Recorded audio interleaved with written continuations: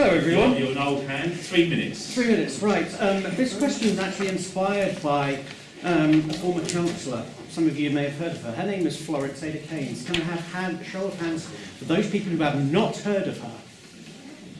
Florence Ada Keynes. You told me about her, but brilliant. Right, because you're going to be hearing a hell of a lot more from her over the next coming coming years. Please, Mr. Carpen.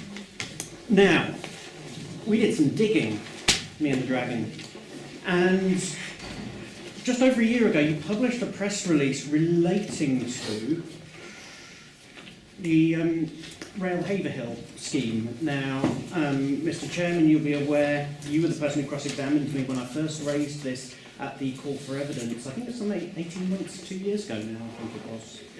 There's a lot happened in between, yes. Yes.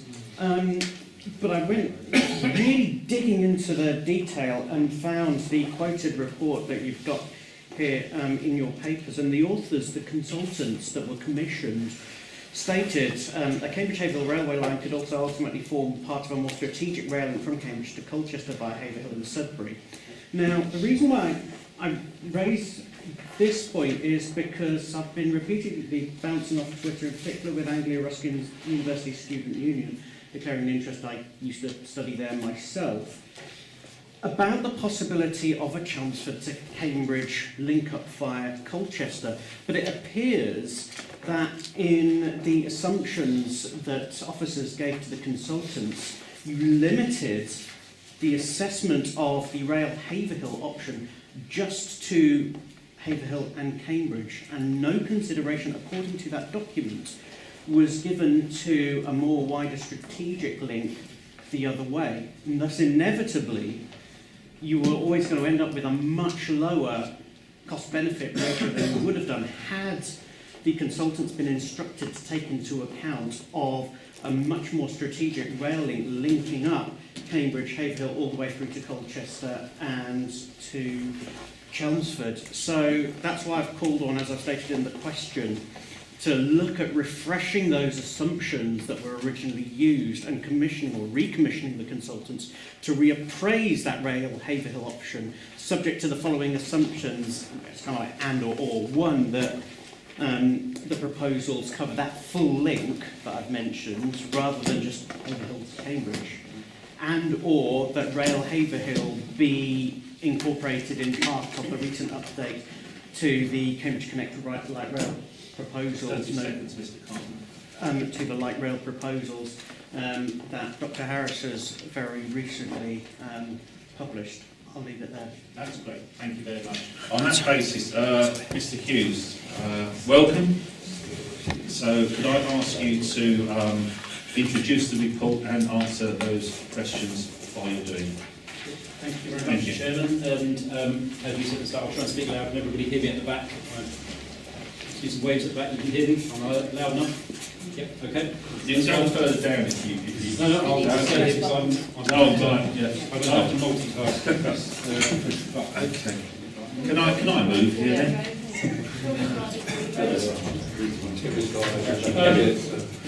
Right, what I was going to do, I will try and be as brief as possible, but I wanted to run through a few slides just to set the background to how we got to where we've got to, and then to actually talk about the particularly the report in front of you. And as the Chairman said, I will try and pick up the questions, or the answers to the three sets of questions. I will do my best. I may miss one or two bits, but as the Chairman said, do know time we'll pick anything up that I don't.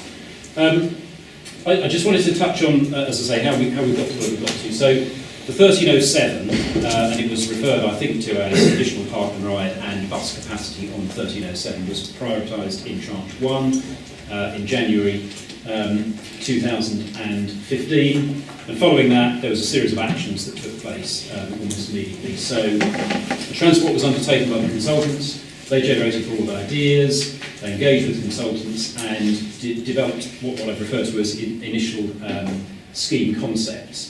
And that was all reported to the board in March 2016. So it's quite a bit of work that was undertaken, and it was reported to the board and the Assembly indeed last year.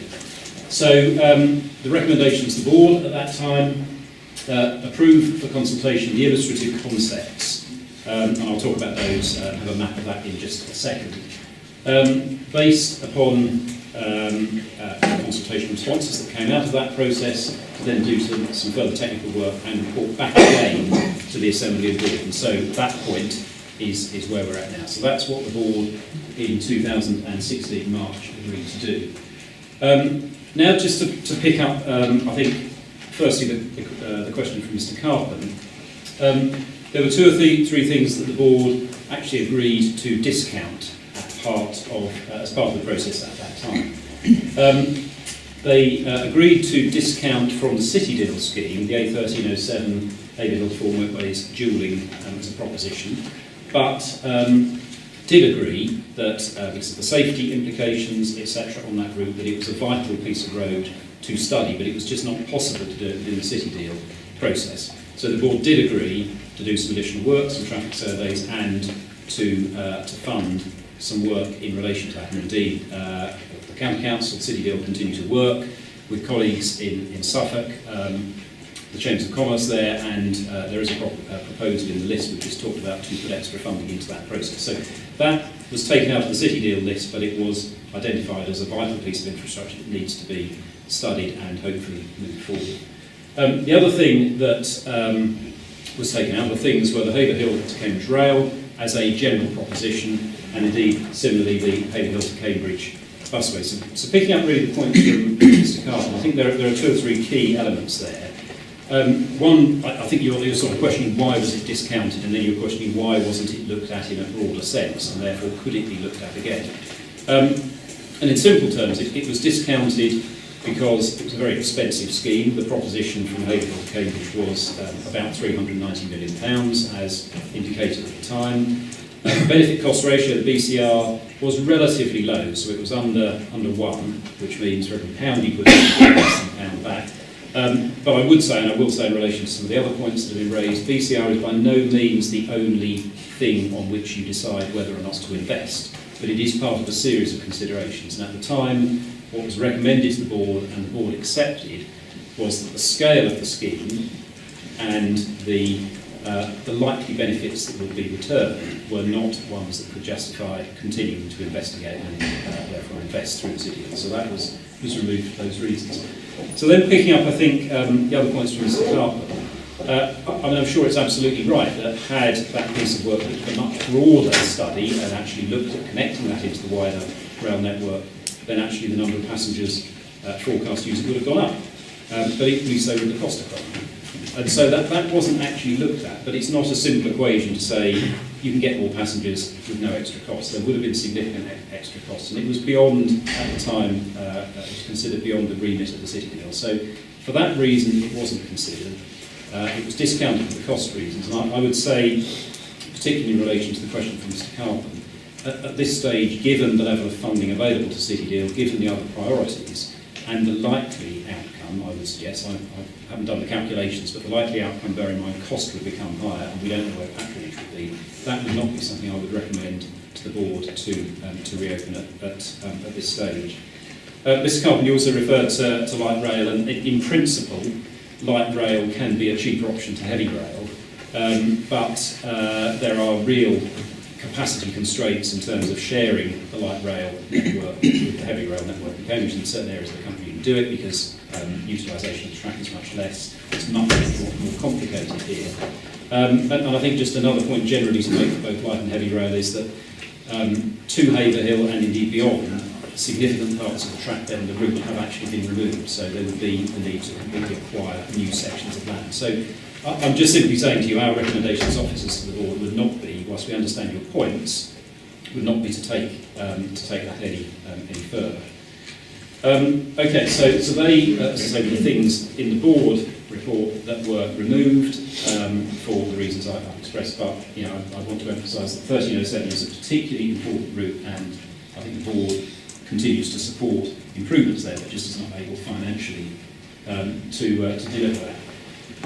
So then bringing us right up to the current day, what's happened since that Board decision in March 2016? Well, there's been consultation on the illustrative concepts, and again I'll touch on that in just a moment. There's been stakeholder engagement around those concepts. The new traffic surveys that I referred to as part of the 1307 work, but also as part of the modelling work leading to the current recommendations, took place in the late summer autumn last year, and there's been the development of broad options for the board to consider, which I suppose is what we're talking about today.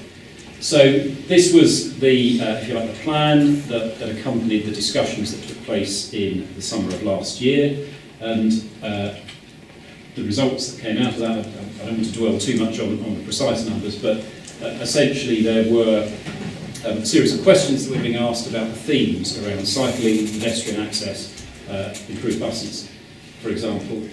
There was just a touch under 1,500 logged responses, and as I say, without going through the detail, but if you look at the top bar, so support for the concept of bus, cycle and walking improvements along the 1307 corridor. Well, I guess you can say it's a fairly easy question to say, yes, I support that, because it's a bit of motherhood and apple pie. But nonetheless, it's suggestive, because the number there is a touch under 90%. But people said, yeah, they wanted better public transport, cycling and walking along the corridor. You can then look at some of the specifics around, for example, and I think this sort of starts to touch on the points from Mr. Hayden and Mr. Chisholm around off-road or on-road cycleways, that there was support for the principle of that, but more support for off-road and therefore segregated. So I think if you look at that, the dark green, the light green shows the areas of strong support and support. So for each of the elements, there were a lot of people, the majority of people were saying, yes, we think that the ideas you're putting forward or the concepts are good.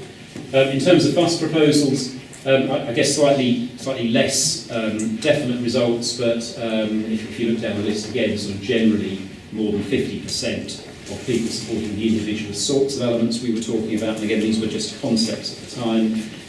If you actually compare, say, the Greens, which are the people who said strongly or just support, with the reds and the oranges, there's a lot more people saying they support or strongly support than people saying they don't or strongly don't support. So from that, we took that there was, as I say, general support for the principles of the package that we were putting forward, which was better bus services, improved cycle provision, improved pedestrian provision, and there was a specific reference in there to the park and ride as well.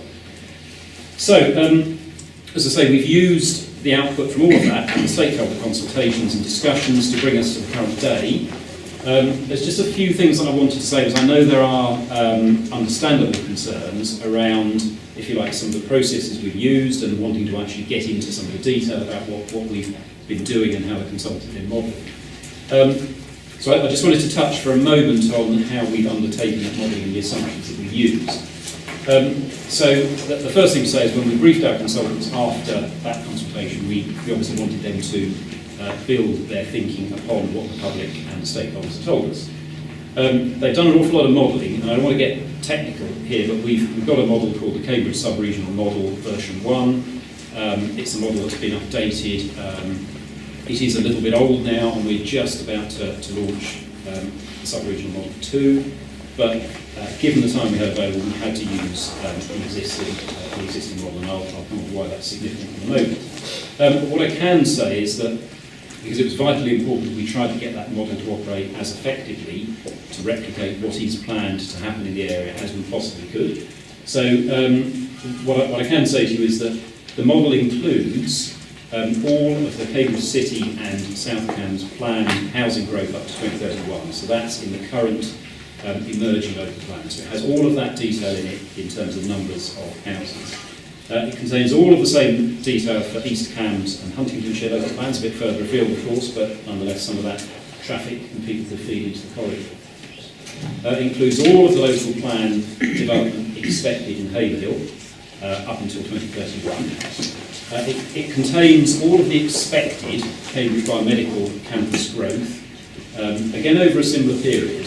But because that's a very varied, rapidly moving picture, just to be absolutely clear with you, the model assumes up to 23,000 jobs at the Biomed campus. I think there's currently about 16 to 16,500 now, so it assumes a growth up to 23,000. Now I know there are discussions, and depending on other things that may happen, about the numbers of jobs going even higher than that, but at the moment there is no established planning permission or position that actually pushes it beyond that level. I've talked there largely about housing, but the model also includes other assumptions up to 2031 around deployment locations. And then, again, without getting too technical about the modelling, there's a much wider area than just Cambridge City, South Cambs, Huntingdon, East Cambs and Haverhill. And so what the model then does is builds in, based upon government growth forecasts, an assumption about overall growth, effectively of the whole of the country. Now, I think that is an area that it would be easy to say actually growth a little bit further afield than Cambridge City and South Cambs is going to be higher for certain reasons than the government has forecasted in its modelling. That may or may not be the case, but actually as you get further afield, then the actual impact on the corridor that we're looking at here becomes very much more diluted. So I think we are, and the modellers, and I've quizzed the modellers about this, confident that what they have is a fair replication of expected development and changes up to 2031. So out of that process, have come a series of proposals which actually form the recommendations before you. I'm going to have to scoot away from this map to actually split it up into 6 sections, but I can return to the map if you want me to as I go through those. But essentially, in the paper before you, there are 6 distinct sections of this route that have been identified for improvements, and that map summarises them. The first section is Haverhill to Linton, and what's being proposed here are a series of road safety enhancements along that sort of southerly or the end of the route. And the sorts of things we're looking at here are speed reduction measures and interactive signs, countdown marks, a variety of things that can improve road safety. Okay, so that's the first section. Linton Village, a series of specific proposals within the village around signalised junctions, proposal for a westbound bus lane in Linton, and measures to improve bus journey times through the high street. So these are still sort of relatively broad concepts at this stage. So moving further towards Cambridge, Linton to Grant Park and Baberham Village, new and improved cycleways between Baberham and Great Abington and Grant Park. So a series of, we're starting to get into the larger bits of the infrastructure that's proposed. And I think at this point I'll probably come on to Robin Hayden's question. So a very good question about standards for cycling, and I absolutely agree with the points you make about needing to provide high quality cycle facilities. You asked specifically the question for the standards we're using, and I have to say I didn't know off the top of my head, but I asked the guys who've been working on it, and they tell me that the design standards are TA, that's Transport Advice Note 9105 and 9005, and then for the sections towards the city, they have had regard to the Sustrans and the CamCycle guidance. What I would say, though, is that I fully understand and accept the principles of the points you're making, and I think we've got a really long history of working with cycling campaign, CamCycling people like yourselves to actually get experience on the ground. So whilst we can look at general transport advice notes from the government, I think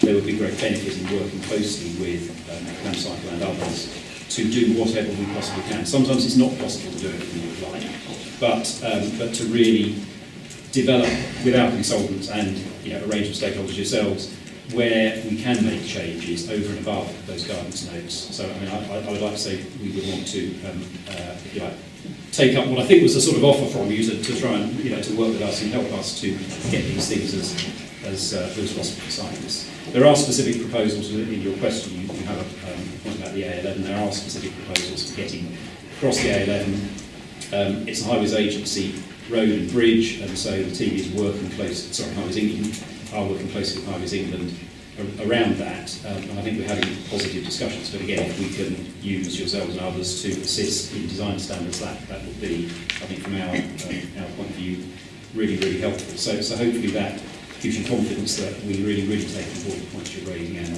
if we can amend what are currently concepts into more detailed schemes along acceptable lines, then that would be great. Mr. Carpen, did you have your hand up? I did. I've got to film myself again. Sorry, that way around. Thank you for your reply, Mr. Hughes. I still feel that I didn't get a full response or a full answer on the issue of the assumptions, because my query really was about was again kind of related to the whole vision, and whether there was any opportunity for the City Deal authorities to, in particular, negotiate with or have conversations with your partners at Suffolk County Council, Essex County Council, having any conversations with ministers as to that big picture, because there's also the issue of consistency as well, in terms of, if you, several people have responded on Twitter saying, hang on, if you're ruling out the Rail Haverhill project because it's got a low BCR level, doesn't the same apply to other ones? And I don't know, there's something at the moment that just doesn't sit right with me, and it's something that I hope in tranche 2 we'll be able to get just some more detail, some more assessments on, because the Rail Haverhill campaign, who are here today, have done a huge amount of technical work, self-funded, have got a huge amount of public support on site, and I just don't feel that the City Deal has ever really acknowledged that. I think I might be able to answer your part of your question, because when I managed to get agreement to elevate the A1307 into tranche 1, it was originally only going to go out as far as 4 Wentways, and I argued and people agreed that actually we should be looking at the corridor as a whole to Haverhill, and that's why we actually looked at the whole corridor to Haverhill. And in that, we obviously looked at road, rail, etc. Your question is, why didn't we look further? I think because at the time, I think it was quite unique to actually look at where we looked in the first place. And, you know, it was elevated as a scheme. We looked at the options, and that's why it only went as far as Haverhill. I think what you're asking is something extra and different, to actually look at the whole strategic rail network for East Anglia, if you like. Maybe Mr. Hughes, you can add to that. Yeah, I mean, Chairman, I think what you said about the process is right, and just to be clear, Mr. Carpen, the work didn't look beyond Haverhill, so you asked the question, yeah, you Okay. not clear, it didn't. It was only on that section. I think, if I'm honest with you, the real issue sort of picks up what the Chairman's just said. How far do you take these things? Rail is an incredibly expensive form of infrastructure to deliver. And the decision was taken at the time to focus on a particular area, and that was the basis on which the recommendations were made to the board. So, as I say, my recommendation now to the board would be no different, and it would not be to extend this over a much broader area, given the numbers of passengers that we were forecasting from Haverhill, given the cost of the scheme and the available funding and competing demands of the city. So yeah, that would be my advice if the board asked me for advice.